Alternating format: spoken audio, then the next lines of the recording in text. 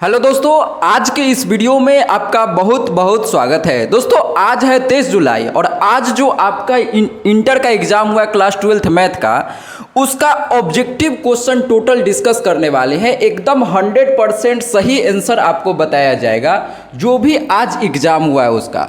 तो वीडियो को आप शुरू से एंड तक देखते रहिएगा और मिलाइए कि आपका कितना क्वेश्चन सही हुआ है। टोटल ऑब्जेक्टिव क्वेश्चन 30 गो था। अब 30 गो में आप देखिएगा कि कितना सही करके आए हैं। अगर हम सब्जेक्टिव क्वेश्चन का बात करते हैं तो जो भी आपको पढ़ाया गया था उसी में से सब्जेक्टिव क्वेश्चन भी आया है। हालांकि ऑब्जेक्टिव क्वेश्चन बहुत ज़्यादा आसान था और इसी प्रकार का क्वेश्चन फाइनल एग्जाम में भी पूछा जाएगा। डरिए नहीं, शुरू से एंड तक वीडियो देखते रहिए। देखिए दोस्तों, जितना भी क्वेश्चन है सभी क्वेश्चन को हम कॉपी में लिख चुके हैं। एक एक करके सभी क्वेश्चन को हम डिस्कस करेंगे। 1 से लेके 30 तक एक एक क्वेश्चन को सॉल्व करेंगे। सबसे पहले आप लोग देखिए 1 से 4 तक यही क्वेश्चन था। इसका हम ऑप्शन नहीं लिखे हैं, आप लोग खुद से बना के देखिएगा। आपके पास क्वेश्चन पेपर है तो दिक्कत नहीं होगा।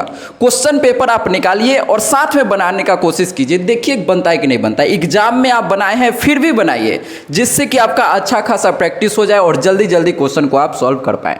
तो ये चारों क्वेश्चन एक ही टाइप का है, चारों का आंसर हम बताएंगे। सबसे पहले खुद से आप बनाइए और देखिए आपका क्या आंसर आता है। ऑप्शन नहीं लिखे कोई दिक्कत नहीं है, क्वेश्चन पेपर निकाल के आप लोग मिलाते रहिएगा। तो सबसे पहले बात करते हैं इस प्रकार के क्वेश्चन को सॉल्व कैसे करते हैं। जिन लोगों को सॉल्व करने आता है अच्छी बात है, जिनको नहीं आता है ध्यान से सीखिए। तो जब कभी इस प्रकार का क्वेश्चन आता है तो कैसे सोचना है, देखिए पहले साइन इनवर्स जैसे है वैसे हम लिख दिए। अब हमको सोचना होता है कि 1/2 जो अंदर लिखा हुआ है ये साइन कितना का वैल्यू होता है। तो आपको पता है कि 1/2 जो होता है ना सर, इस साइन 30 डिग्री का वैल्यू होता है। अरे हाँ ना बोल भाई, यस और नो। तो 1/2 के जगह पर हम खाली क्या लिखे हैं, साइन 30 डिग्री लिख दिए हैं। इसमें कोई बुराई वाली बात नहीं है सर। अब देखिए यहाँ साइन इनवर्स है, इधर साइन है, तो हम इससे इसको काट देंगे तो आंसर आपका बच जाएगा 30 डिग्री। और जब आप ऑप्शन चेक करेंगे तो 30 डिग्री किसी ऑप्शन में मैच ही नहीं करेगा। तो देखिए ऑप्शन में क्या होता है कि इसका आंसर रेडियन में दिया रहता है, पाई में। तो 30 डिग्री को दुनिया वाले क्या बोलते हैं, पाई/6 बोल देते हैं। और पाई/6 आपका ऑप्शन नंबर बी में दिया हुआ था। तो अगर आपके पास क्वेश्चन है तो देखिएगा ऑप्शन बी सही आंसर हो जाएगा इसका। बस इतना ही इसमें सोचना है सभी क्वेश्चन में कि जो अंदर है, अगर बाहर साइन है तो सोचेंगे साइन कितना का वैल्यू है। यहाँ कॉस है तो सोचेंगे कॉस कितना का वैल्यू 1 होता है। यहाँ बाहर टेन इनवर्स है तो अंदर क्या सोचेंगे, टेन कितना का वैल्यू √3 होता है। सेम प्रकार से सभी क्वेश्चन को सॉल्व करना है। तो आइए इसी प्रकार से सब क्वेश्चन को सॉल्व करते हैं। अब इसको हम कैसे सॉल्व करेंगे, तो पहले बाहर कॉस इनवर्स है तो कॉस इनवर्स लिख दिए। अब सोचिए कि कॉस कितना का वैल्यू 1 होता है, तो कॉस 0 का वैल्यू होता है सर जी 1। तो हम 1 के जगह क्या लिख दिए, cos 0 लिख दिए। अब ई cos से cos इनवर्स कट गया तो क्या बच गया सर जी, 0 डिग्री बच गया। और 0 डिग्री आपका सही आंसर हो गया। अब जो भी ऑप्शन है ऑप्शन टिक कर लीजिए, कोई बुराई नहीं है सर। सेम प्रकार से इसको सॉल्व करेंगे। तो बाहर टेन इनवर्स है तो हम यहाँ टेन इनवर्स जैसे है वैसे लिखेंगे। अब क्या सोचना है, टेन कितना का वैल्यू √3 होता है। तो जल्दी से बताइए टेन 60 का वैल्यू, यहाँ टेन है तो 10 में सोचेंगे, हाँ सर। तो यहाँ पर टेन 60 डिग्री लिखा जाएगा, कोई दिक्कत नहीं है। अब ई 10 से 10 कट जाएगा तो यहाँ पर 60 डिग्री हो जाएगा आंसर। अब जब आप ऑप्शन चेक कीजिएगा तो ऑप्शन में 60 डिग्री नहीं रहेगा। दुनिया वाला इसी को क्या बोलता है, 60 डिग्री को पाई/3। तो ऑप्शन में पाई/3 रहेगा। ध्यान रखिएगा कि जब कभी इनवर्स का क्वेश्चन रहता है तो आंसर हमेशा रेडियन में लिखा जाता है, पाई में। डिग्री में हम इस प्रकार से बस समझाने के लिए लिख दिए हैं, ठीक है। अब आइए इसको सॉल्व करते हैं। तो इसको कैसे बनाएंगे सर, हमको तो याद नहीं है कि 2 किसका वैल्यू होता है, सेक कितना का वैल्यू होता है। तो देखिए जनरली बच्चा को क्या होता है, साइन कॉस टेन ये 3 का वैल्यू याद होता है। सेक को से कॉट का वैल्यू हम जनरली याद नहीं रखते हैं। तो हम क्या करेंगे, इसको सेक इनवर्स को कॉस इनवर्स में बदलेंगे। सेक को कॉस में कैसे बदलते हैं सर, देखिए सेक इनवर्स को हम ऐसे लिख सकते हैं क्या, कॉस इनवर्स 1/2। कोई बुराई वाली बात नहीं है सर। कैसे लिख दिए सर, देखिए फॉर्मूला होता है सेक इन्वर्स एक्स बराबर कॉस इन्वर्स 1/x। तो इसी फॉर्मूला से डायरेक्टली यहाँ 2 है तो 1/2 इस प्रकार से हम लिख सकते हैं। अब जैसे ये क्वेश्चन बनाए हैं 2 नंबर, सेम प्रकार से 4 नंबर बनाएंगे। तो कैसे बनाएंगे सर? कॉस इनवर्स, अब सोचिए कॉस कितना का वैल्यू 1/2 होता है, तो आपके दिमाग में आएगा सर कॉस 60 डिग्री का वैल्यू कितना होता है? 1/2 होता है। कॉस ने कॉस को मार दिया तो आंसर क्या आ गया? 60 डिग्री। या 60 डिग्री को क्या बोलता है दुनिया वाला सर जी? π/3। तो अब देखिए 4 गो क्वेश्चन बताए हैं, 4 गो में से कौन कौन क्वेश्चन आपका सही हुआ है जल्दी से बताइए कमेंट करके। इसका अगर आप ऑप्शन चेक करेंगे तो इसका ऑप्शन ए आपका सही होगा। 3 नंबर क्वेश्चन ये भी आपका ऑप्शन ए में दिया हुआ था और ये आपका ऑप्शन डी में π/3 दिया हुआ था। तो ये आप मिलाइए, देखिए कि 4 गो में से कितना आपका सही हुआ है। नोट कर लीजिए, फिर आगे क्वेश्चन डिस्कस करते हैं। तो चलिए दोस्तों अब हम वीडियो में आगे बढ़ते हैं। देखिए ये दोनों क्वेश्चन जो है एक प्रकार का है, तो हम एक क्वेश्चन अभी बताएंगे, फिर सेम प्रकार से ये क्वेश्चन आपको सॉल्व कर लेना है। देखिए 5 नंबर क्वेश्चन आपका क्या है कि साइन इनवर्स 3/5 दिया हुआ है और ऑप्शन देखिए तो सभी ऑप्शन कॉस इनवर्स में दिया हुआ है। इसका मतलब क्या हुआ कि साइन इनवर्स को हमको क्या करना है? कॉस इनवर्स में बदलना है और देखना है कौन सा आंसर हमारा सही होता है। अब साइन इनवर्स को कॉस इनवर्स में बदलते कैसे हैं, इसका डायरेक्ट तरीका समझिए। देखिएगा आपको पता होगा इसको डायरेक्ट बदल सकते हैं। कैसे? हम डायरेक्ट यहाँ लिखेंगे, हमको क्या बदलना है? कॉस इनवर्स में बदलना है। तो हम यहाँ डायरेक्ट लिख देते हैं। देखिए हम नीचे लिखेंगे साइन इनवर्स, डायरेक्ट बदलना सीखिए, 3/5 है। तो हम यहाँ पर क्या बदलना है? कॉस इनवर्स में बदलना है। तो अब सोचिए कि साइन कितना का वैल्यू, साइन क्या होता है? p/h होता है, तो यहाँ पर होगा p/h। और कॉस में क्या होता है? कॉस होता है b/h। तो यहाँ जो h का वैल्यू है जो यहाँ होगा वही यहाँ होगा, तो यहाँ पर 5। अब हमको क्या करना है? जैसे मान लीजिए कि साइन थीटा का वैल्यू यहाँ पर 3/5 है ना, तो ये साइन थीटा का वैल्यू 3/5 हो गया। तो यहाँ से आप त्रिभुज बना के निकालेंगे। ये हो गया p कितना? p हो गया 3, ये हो गया 5 और ये हो जाएगा 4। तो यहाँ से जब cos थीटा का वैल्यू निकालेंगे तो b/h, तो यानी कि 4/5। तो आपका ऑप्शन 4/5 ऑप्शन सी में सही आंसर हो जाएगा। अब ये हम कैसे किए नहीं समझ में आया है तो ध्यान से समझिए इसका प्रॉपर तरीका क्या है। सबसे पहले जो भी क्वेश्चन रहता है साइन इनवर्स 3/5, जो भी क्वेश्चन है उसको अल्फा मान लीजिए। मान लिए, इसको ध्यान से समझिए कैसे बदलते हैं। ये डायरेक्ट हम कर दिए, प्रॉपर तरीका सीखिए अब कि ये जो भी क्वेश्चन है उसको अल्फा मान लेना है। अब हम यहाँ से अल्फा बराबर, इसको जब साइन को इधर लाएंगे तो हम इसको ऐसे लिख सकते हैं क्या? साइन अल्फा बराबर यहाँ पर बच जाएगा 3/5। हम क्या किए हैं? अल्फा को, इस इन्वर्स को हटाए हैं, तो ये इन्वर्स इसके पास जाएगा, तो साइन अल्फा का वैल्यू 3/5। अब ये जो आया ना, इससे त्रिभुज बनाएंगे। इससे क्या करेंगे? त्रिभुज बनाएंगे। तो हम क्या किए? त्रिभुज बना लिए यहाँ पर। तो ये अल्फा है तो अल्फा, तो यहाँ से 3 p/h होता है साइन थीटा का वैल्यू p/h। तो p का वैल्यू 3, h का वैल्यू 5। तो अब जब साइन ये पाइथागोरस थ्योरम से आप इसमें b का वैल्यू निकालेंगे तो यहाँ पर क्या आ जाएगा? 4 आ जाएगा। अब यहाँ से आप डायरेक्टली cos थीटा के हमको वैल्यू निकालना है, तो हम यहाँ से cos अल्फा का वैल्यू निकालेंगे तो क्या आएगा? b/h। तो यहाँ b का वैल्यू 4, h का वैल्यू 5। तो यहाँ से अल्फा का वैल्यू आ जाएगा कॉस इनवर्स 4/5। अब देखिए यही अल्फा का वैल्यू यहाँ पर हमको निकालना था क्या? तो इसका वैल्यू इसके बराबर आ गया, तो यानी कि आपका सही आंसर सी हो गया। सेम प्रकार से हमको ये क्वेश्चन सॉल्व करना है। तो देखिएगा ध्यान से, हम फिर इसका डायरेक्ट बनाएंगे। पहले हमको क्या करना है? कॉस इनवर्स जो क्वेश्चन है वो डायरेक्ट लिख दिए 15/17। ये तो आप लोग 10th में किए होंगे, बहुत ज़्यादा आसान है। अब हमको साइन इनवर्स में बदलना है, तो साइन इनवर्स यहाँ क्या होगा? इसका फॉर्मूला b/h होगा, b/h। तो यहाँ साइन का वैल्यू क्या होता है? p/h। तो h नीचे वाला तो सेम में होगा 17। अब हमको क्या करना है ना, ये p का वैल्यू निकालना है। तो यहाँ हम त्रिभुज बनाएंगे और त्रिभुज बनाएंगे यहाँ पर कुछ मान लेते हैं। तो b का वैल्यू 15, तो यहाँ 15, यहाँ 15 लिखा है बी का वैल्यू, एच का वैल्यू 17, और जब आप पाइथागोरस थ्योरम से इसका वैल्यू निकालेंगे पी का तो यहाँ पर आ जाएगा 8। कितना आ जाएगा 8।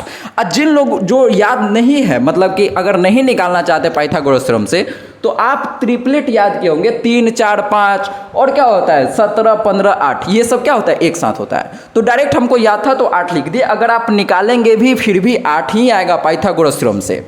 अब यहाँ साइन में हमको बदलना है, तो साइन में क्या होता है P बटा H, यानी कि 8 बटा 17। तो अब 8 बटा 17 देखिए ऑप्शन बी में सही आंसर दिख रहा है, तो इसका ऑप्शन बी सही आंसर हो जाएगा।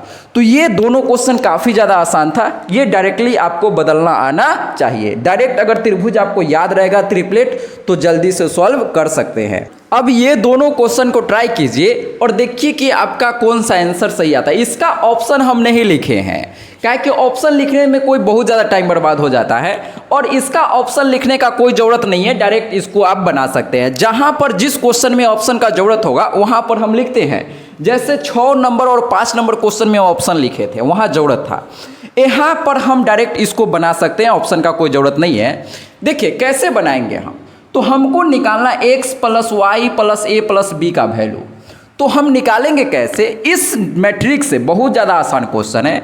इस मैट्रिक्स से हम बराबर करके डायरेक्ट x का वैल्यू 4 हो जाएगा, यहाँ से ये इसका वैल्यू होगा तो y का वैल्यू हो जाएगा 6, a का वैल्यू ये होगा तो a का वैल्यू होगा 2, और b का वैल्यू ये तो b का वैल्यू कितना 3।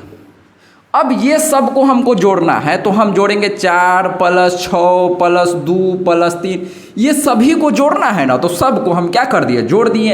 अब इसका वैल्यू निकालिए तो 10 6 4 10, आप प्लस 3 2 5, तो 10 5 15। तो आप जब ऑप्शन चेक करेंगे तो 15 देख लीजिएगा कौन सा ऑप्शन में है, वही आपका सही आंसर हो जाएगा। ये काफ़ी ज़्यादा आसान क्वेश्चन था। अब इस क्वेश्चन को हम समझते हैं। तो यहाँ पर ये मैट्रिक्स दिया हुआ है, दो को बराबर मैट्रिक्स, और एक्स वाई का वैल्यू हमको बताना है क्या होगा। ऑप्शन भी एक्स वाई का कुछ दिया होगा, कोई दिक्कत नहीं है, आइए बनाना सीखिए। तो हम यहाँ से इसका वैल्यू इसके बराबर करेंगे, तो एक्स प्लस वाई का वैल्यू हो जाएगा 11 के बराबर। अब ये 7 7 तो बराबर है, कोई दिक्कत नहीं, 9 9 बराबर है, कोई दिक्कत नहीं। यहाँ से वाई का वैल्यू कितना आ जाएगा 5 आ जाएगा। तो y का वैल्यू तो हमको पता चल गया कि y के जगह पर 5 लिखा जाएगा सर। अब x का वैल्यू कैसे निकालेंगे, तो y का वैल्यू इसमें रखिए तो देखिएगा x प्लस, जब y का वैल्यू इसमें रखेंगे 5 बराबर 11, तो यहाँ से x का वैल्यू क्या आ जाएगा 11 माइनस 5, तो x का वैल्यू आ जाएगा 6। तो यहाँ x के जगह 6 रख दिए, y के जगह 5 रख दिए, तो 6,5 आपका फाइनल आंसर हो गया। तो इसको बेसिकली आप बनाना सीखिए, ऑप्शन तो आप टिक कर लेंगे, आपके पास क्वेश्चन पेपर है। अब आइए अगला क्वेश्चन डिस्कस करते हैं, नोट कर ले। अब आइए दोस्तों, तो क्वेश्चन नंबर 9 देखते हैं। देखिए क्वेश्चन नंबर 9 जो है काफ़ी ज़्यादा आसान क्वेश्चन है। क्वेश्चन है कि मैट्रिक्स ए आपके पास दिया हुआ है 2 3 4 5, और आपको निकालना है 2a मैट्रिक्स क्या होगा। इस प्रकार का क्वेश्चन बिहार बोर्ड में इससे पहले भी हर साल पूछा जाता है। इससे पहले क्या होता है, हर साल पूछा जाता है। इसका ऑप्शन हम नहीं लिख रहे हैं, आप लोग खुद से बताइए कि कितना ज़्यादा आसान क्वेश्चन। बहुत आसान है, बच्चा भी कर लेगा, पहला क्लास का बच्चा भी इस क्वेश्चन को आसान तरीका से कर लेगा, जल्दी कर लेगा। 2a का वैल्यू निकालना है, मतलब 2 में हमको a से गुना करना है, तो 2a का वैल्यू निकालना है। तो 2 गुने a का वैल्यू क्या है, ये है, तो 2 3 4 5 लिख दिए, ठीक है सर। अब इस 2 को हमको क्या करना होता है, मैट्रिक्स में जो भी बाहर होता है उसको सब में अंदर गुना कर देते हैं। तो हम अंदर गुना करेंगे, 2 दूना 4, 2 में 3 से गुना होगा तो 2 3 6, 2 में 4 से गुना होगा 8, और 2 बचे 10। तो जब आप ऑप्शन करेंगे 4 6 8 10, तो आपका ऑप्शन सी में यही आंसर दिया हुआ है। तो मैट्रिक्स का बहुत ज़्यादा क्वेश्चन आया है इस बार एग्जाम में, और भी क्वेश्चन है मैट्रिक्स का। देखिए क्वेश्चन है आपके पास 10 नंबर क्वेश्चन, 2 3 7 6, और ये जो क्वेश्चन है आपका 10 नंबर क्वेश्चन, ये आपका ओरिजिनल क्वेश्चन पेपर में मिसप्रिंट है। यहाँ पर प्लस के जगह बराबर का चिन्ह दे दिया है। अच्छा, प्लस का चिन्ह होगा, हमको कैसे पता चला, तो जब आप ऑप्शन बनाएंगे, ऑप्शन जब हम बना के देखें, ऑप्शन से पता चला कि यहाँ प्लस का चिन्ह देना होगा, तब क्वेश्चन सही बन जाएगा। तो बराबर के जगह प्लस का चिन्ह दे दीजिए। अब आप बना के देखिए, तो 12 माइनस 7 माइनस 9 8। अब इस क्वेश्चन को बनाइए और देखिए क्या आंसर आता है। तो जब हम इसको बनाएंगे तो 12 2 कितना हो जाएगा 14, डायरेक्ट हम जोड़ देते हैं। इसको इसके साथ जोड़ेंगे तो 3 - 7 कितना हो जाएगा -4, 6 में से 7 में से 9 जाएगा तो यहाँ बचेगा -2, 6 में से यहाँ 6 8 8 6 14। तो जब आप ऑप्शन चेक करेंगे 14 - 4 - 2 और यहाँ पर 0 है, शायद ओरिजिनल क्वेश्चन में यहाँ पर 0 है, तो 6 + 0 6 हो जाएगा। तो आपका ऑप्शन ए सही आंसर हो जाएगा। ओरिजिनल क्वेश्चन जो था दोस्तों उसमें यहाँ 0 था, तो 6 में 0 जोड़ेंगे तो यहाँ 6 ही हो जाएगा। तो 10 तक हम जितना क्वेश्चन डिस्कस किए होंगे इसमें मैक्सिमम क्वेश्चन तो सब आसान क्वेश्चन ही था, मैट्रिक्स का तो सब आसान होता ही है। अब हम आगे 11 नंबर क्वेश्चन देखते हैं। तो 11 नंबर क्वेश्चन और भी ज़्यादा आसान है, सिर्फ जोड़ घटाव करना है और कुछ भी नहीं करना है। तो देखिए 11 नंबर क्वेश्चन अपने पास मैट्रिक्स ए का वैल्यू दिया 2 4 3 5, ए का वैल्यू। सेम प्रकार से मैट्रिक्स बी का वैल्यू दिया है 1 3 -2 7 और मैट्रिक्स सी का वैल्यू दिया है 1 0 0 1। बहुत ज़्यादा आसान क्वेश्चन है और अपने को निकालना है a + b - c का वैल्यू। अब आप लोग जल्दी से बताइए कि इसका क्या आंसर होना चाहिए। तो बहुत ज़्यादा आसान क्वेश्चन है, हमको क्या करना है a + b - c निकालना है। तो आइए इसमें a के जगह पर a का वैल्यू रखिए। तो a का वैल्यू है 2 4 3 5, ठीक है सर। अब यहाँ 4 है, ये क्या है 4। अब प्लस है तो प्लस b का वैल्यू क्या है 1 3 -2 7। अब हमको माइनस करना है तो यहाँ माइनस, और c का जो वैल्यू है 1 0 0 1 आइडेंटिटी मैट्रिक्स तो रख देते हैं 1 0 0 1, ठीक है। अब आइए तो बस सिंपल जोड़ घटाव करना है। कैसे करेंगे, हम यहाँ ऐसे लिख सकते हैं 2 + 1 है तो +1 और -1 है तो यहाँ पर -1। अब देखिए इस सब को एक साथ करेंगे तो 4 + 3 -0, ठीक है सर। अब ये तीनों एक साथ जोड़िए तो 3 -2 और यहाँ पर -0। अब ये सब को एक साथ करेंगे तो 5 + 7 -1।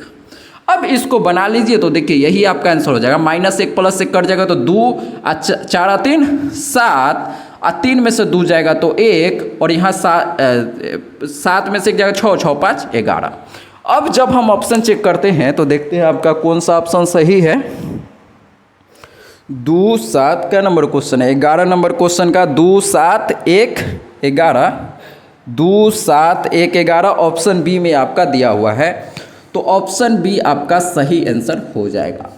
तो ये क्वेश्चन सिर्फ जोड़ घटाव है, मैट्रिक्स में जितना भी क्वेश्चन आता है सब जोड़ घटाव का ही आता है। और देखिए 12 और 13 जो क्वेश्चन है बहुत ज़्यादा आसान है, मैट्रिक्स का सब क्वेश्चन आसान है।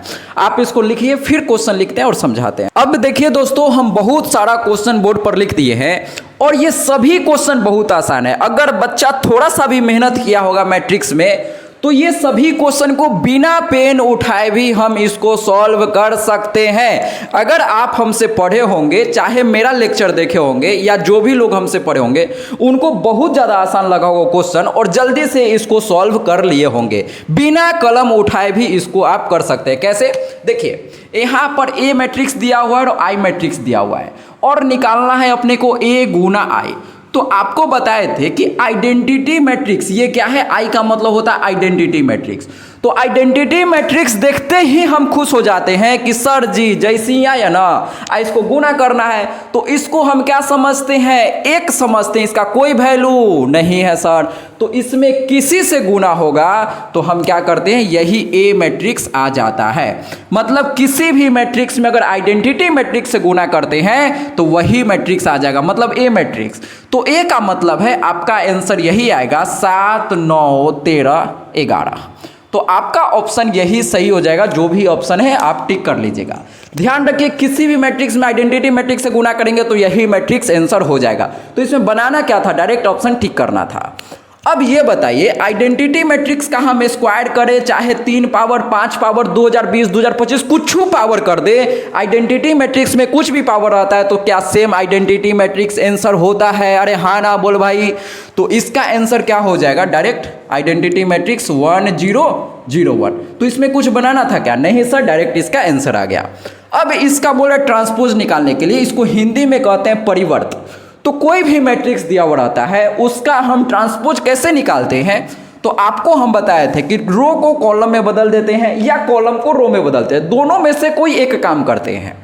तो आइए, अगर नहीं समझ आया तो सीधा समझिए, ये जो सूतल है ना, ये दोनों सूतल है, सूतल वाला को सीधा खड़ा कर देना है, बात खत्म। सूतल जो है उसको क्या कर देना है, खड़ा कर देना है।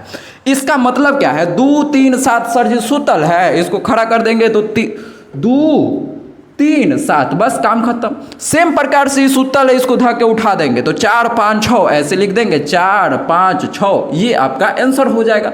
तो क्या ये भारी क्वेश्चन है क्या, इसके लिए कलम उठाना पड़ेगा, डायरेक्ट आंसर टिक कर देंगे, यस सर। अब देखिए ये भी बहुत अच्छा क्वेश्चन है। आपको मैट्रिक्स का गुना में बताए थे कि किसी भी मैट्रिक्स में अगर हम आइडेंटिटी मैट्रिक्स से गुना करते हैं तो वही सेम मैट्रिक्स हो जाता है, लेकिन जीरो मैट्रिक्स से गुना करते हैं तो जीरो का मतलब जीरो, जीरो का मतलब जीरो। तो इसमें अगर किसी में जीरो से गुना करते हैं तो आंसर क्या होता है, जीरो। जीरो का मतलब यही, जीरो जीरो जीरो। अरे आया नहीं आया, तो गुना करने का कोई जरूरत नहीं है। इसको देख के बहुत लोग गुना करना शुरू कर दिए होंगे, जबकि गुना करने का यहाँ पर कोई भी जरूरत नहीं है सर। अब ये क्वेश्चन को देखिए, 16 नंबर क्वेश्चन, बहुत अच्छा क्वेश्चन है ये। इस प्रकार का क्वेश्चन एग्जाम में इससे पहले भी आया है। तो क्वेश्चन देख के ही लोग क्या करेगा ना, इसको गुना करना शुरू कर देगा, लेकिन गुना करने का जरूरत ही नहीं है। जब आप ऑप्शन चेक करेंगे तो ऑप्शन हम बताते हैं कौन सा ऑप्शन है। ऑप्शन नंबर बी जब आप देखिए तो ऑप्शन नंबर बी में आपका 5 दिया हुआ था, हम बिना बनाए हुए 5 टिक कर दिए। कैसे देखिएगा, तो इसका अगर ऑर्डर चेक करें तो एक रो कॉलम का एगो है, 2 गो कॉलम है, तो 1/2। इसका चेक कीजिए तो यहाँ पर 1 और 2 गो रो है, कॉलम का एगो है, एगो, तो ये दोनों सेम है। तो इसका जो फाइनल आंसर बनेगा 1/1 का बनेगा। किसका बनेगा, 1/1 का। मतलब गुना करने से पहले ही, गुना करने के बाद कितना बाई कितना का मैट्रिक्स बनेगा हमको पहले ही पता चल जाता है, तो गुना करने का कोई जरूरत नहीं है। अब 1/1 का मैट्रिक्स आपका ऑप्शन नंबर बी एक ही ऑप्शन में दिया हुआ था, इसीलिए ऑप्शन बी डायरेक्ट हम टिक कर दिए। तो ये कॉन्सेप्ट गुना वाला आपको डायरेक्टली ध्यान रखना है, कई बार बिना गुना किए हुए भी आंसर आ जाता है। अगर आप गुना करना चाहते हैं तो डायरेक्ट रो को कॉलम से गुना कीजिए, तो 1 दूना 2 प्लस 2 एकम 2, तो देखिए गुना करते हैं रो को कॉलम से, तो इसमें इससे गुना करेंगे तो 1 में 2 से गुना होगा तो 2 प्लस, अब फिर 2 में 1 से गुना होगा तो 2 2 और 2 4। अब यहाँ पर तो 4 आ रहा है, लेकिन ऑप्शन में 4 दिया नहीं है, कुछ गलत है क्या। 1 में 2 से गुना करेंगे तो 2 प्लस 2 में 1 से गुना करेंगे तो 2 2 4, शायद ऑप्शन में 4 होगा, आप लोग चेक कर लीजिएगा। अगर 5 होगा तो ये गड़बड़ हो जाएगा, 5 इसका सही आंसर नहीं होगा। अगर ऑप्शन का हम चेक करेंगे तो शायद इनमें से कोई नहीं दिया हुआ था, इनमें से कोई नहीं हो जाएगा। अगर डायरेक्ट आप टिक करेंगे तो ये गलत हो जाएगा, 5 नहीं होगा इसका आंसर। ठीक है, हम गलती से यहाँ बता दिए हैं, इनमें से कोई नहीं होगा, यहाँ पर क्या लिखा जाएगा, 4 लिखा जाएगा। ठीक है, अगर इनमें से कोई ऑप्शन में रहेगा तो गुना करके आप चेक कर लीजिएगा, नहीं तो अभी जो गलती की है वही गलती हो जाएगा। डायरेक्ट ऐसे लेकिन हर बार हो जाता है, आपको बनाने का जरूरत नहीं, अगर इनमें से कोई नहीं रहेगा ऑप्शन में तब। अब आइए इसको हम समझते हैं, तो इसको कैसे बनाएंगे। ये गुना करना आसान था रो को कॉलम से, तो 1 में 2 से गुना किए तो 2, अब प्लस 2 में 1 से गुना करेंगे 2 2 4। ठीक है, अब देखिए इसको भी बिना बनाए हुए हम सॉल्व कर सकते हैं। कैसे, यहाँ पर देखिए पूरा एगो जो रो है ना ये 0 है, तो पूरा एगो रो चाहे पूरा एगो कॉलम अगर 0 रहेगा तो बिना बनाए हुए इसका आंसर हम 0 टिक कर सकते हैं। अब आप आइए इसको नोट कीजिए, फिर आगे बात करते हैं। अब देखिए दोस्तों, डिस्कस करते हैं क्वेश्चन नंबर 18। इस क्वेश्चन में क्या बोला है, बोल रहा है कि इनवर्स निकालना है इस मैट्रिक्स का, यानी ये जो दिया है ना ये आइडेंटिटी मैट्रिक्स है, यूनिट मैट्रिक्स इसको कहते हैं। तो यूनिट मैट्रिक्स का इन्वर्स जो होता है इसको निकालने का जरूरत नहीं है। याद रखिएगा कि यूनिट मैट्रिक्स का यानी आइडेंटिटी मैट्रिक्स का इन्वर्स जो होता है यही सेम मैट्रिक्स हो जाता है। अगर आपको नहीं पता रहेगा, नहीं याद रहेगा, तो आप इसको बना भी सकते हैं जैसे बनाते हैं। तो इन्वर्स का फॉर्मूला क्या होता है आप लोग जानते होंगे। इन्वर्स का फॉर्मूला होता है, मान लीजिए कि ये मैट्रिक्स ए दिया हुआ है, तो इन्वर्स ए का फॉर्मूला हो जाएगा एडजॉइंट ए बटा डिटर्मिनेंट ए। तो एडजॉइंट ए जब निकालेंगे तो एडजॉइंट ए आपको पता होगा कि आइडेंटिटी मैट्रिक्स का एडजॉइंट यही सेम होता है, तो 1 0 0 1। अब हम डिटर्मिनेंट इसका निकालेंगे तो 1 में 1 से गुना करेंगे तो 1, तो इसका जो इन्वर्स होगा ये भी सेम हो जाएगा। तो आइडेंटिटी मैट्रिक्स का अगर इन्वर्स पूछेगा तो आइडेंटिटी मैट्रिक्स ही बोलना है। ये शायद आपका ऑप्शन सी में दिया हुआ है, तो आपका ऑप्शन सी बिल्कुल सही आंसर हो जाएगा। अब आइए दोस्तों समझते हैं 19, 20, 21 क्वेश्चन को। सबसे पहले 21 नंबर क्वेश्चन देखिए। तो क्वेश्चन है if A square matrix A be a singular matrix. तो ध्यान दीजिएगा, बोल रहा है कि ए जो है ना सिंगुलर मैट्रिक्स कब होगा। तो ध्यान दीजिएगा, ए जो होता है सिंगुलर मैट्रिक्स होता है जब डिटर्मिनेंट ए क्या होगा, 0 होगा। तो जब सिंगुलर बोलेगा तो डिटर्मिनेंट ए 0। अगर यहाँ पर नॉन सिंगुलर बोलता तो डिटर्मिनेंट यहाँ क्या हो जाता, नॉन सिंगुलर बोलता। तो अगर नॉन सिंगुलर बोलता, क्या बोलता, नॉन सिंगुलर मैट्रिक्स, तो यहाँ पर बोलते determinant A does not equal to 0। तो ये दोनों ध्यान रखिएगा, सिंगुलर बोलेगा तो डिटर्मिनेंट ए 0। अब आइए ये दोनों क्वेश्चन को हम समझते हैं, काफ़ी ज़्यादा आसान क्वेश्चन है दोनों। यहाँ पर हमको निकालना है माइनर, किसका माइनर निकालना है, 6 का। तो 6 यहाँ पर है। माइनर निकालने का मतलब क्या होता है, हिंदी में कहते हैं इसको उपसारणिक। अब हिंदी वाले बच्चे डरिए नहीं, उपसारणिक होता है, ठीक है। अब माइनर निकालते कैसे हैं, तो हमको निकालना 6 का माइनर। तो हमको क्या करना है, इस वाले पूरा रो को, इस पूरा कॉलम को, इस पूरा रो, इस पूरा कॉलम को, मतलब 6 जिसमें है ना, 6 वाला पूरा रो को, 6 वाला पूरा कॉलम को हटा देना है, डिलीट कर देना है। अब बाकी जो बच गया, क्या बचा, 2, 3, 0, 9, उसका क्या करना है, डिटर्मिनेंट ले लेना है। तो 9 दूना 18, 3 में 0 से गुणा होगा तो 0, तो 18 में से 0 जाएगा तो 18 इसका सही आंसर हो जाएगा। तो माइनर निकालना बहुत ज़्यादा आसान है। अब सेम प्रकार से हमको 20 नंबर क्वेश्चन में कोफैक्टर निकालना है। तो कोफैक्टर, 1 मिनट माइनर चेक कर लेते हैं, 18, ये आपका ऑप्शन ए में दिया हुआ है। अब हम बात करते हैं कोफैक्टर कैसे निकालते हैं।